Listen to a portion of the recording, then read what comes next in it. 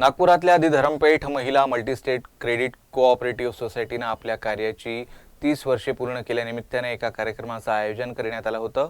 या अंतर्गत राष्ट्रीय स्वयंसेवक संघाचे द्वितीय सरसंघचालक गोळवलकर गुरुजी यांच्या तैलचित्राचं अनावरण सरसंघचालक डॉक्टर मोहन भागवत यांच्या हस्ते करण्यात आलं। हा कार्यक्रम धरमपेठ महिला मल्टीस्टेट क्रेडिट कोऑपरेटिव्ह सोसायटीच्या अध्यक्षा निलिमा किशोर बावणे यांच्या अध्यक्षतेखाली पार पडला। या कार्यक्रमाला प्रमुख पाहुणे म्हणून राष्ट्रीय स्वयंसेवक संघाचे सरसंघचालक डॉक्टर मोहन भागवत यांची उपस्थिती होती।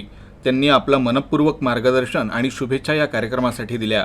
तैलचित्र अनावरण सोहळा अत्यंत भव्य आणि ऐतिहासिक ठरला। या कार्यक्रमात माधव सदाशिव गोळवलकर यांच्या कार्यावर प्रकाश टाकण्यात आला, तसंच त्यांच्या जीवनातील महत्त्वाची वैशिष्ट्ये आणि योगदान यांचा गौरव करण्यात आला।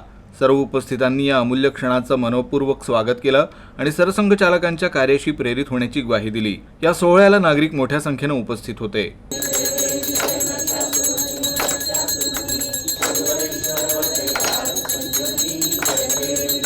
आज परमपूज्य द्वितीय सरसंघचालक श्री माधव सदाशिवराव गोळवलकर त्यांना आपण गुरुजी म्हणतो, त्यांच्या तैलचित्राचं अनावरण माननीय मोहनजी भागवत सरसंघचालक यांच्या हस्ते झालं। आमच्यासाठी अतिशय आनंदाचा दिवस आहे खरं म्हणजे, कारण की गणपती बाप्पाचं आगमन झालं आहे, आज महालक्ष्मी येत आहे आणि अतिशय सुंदर वातावरणामध्ये हा कार्यक्रम झालेला आहे। तर सगळ्यांना खूप खूप शुभेच्छा।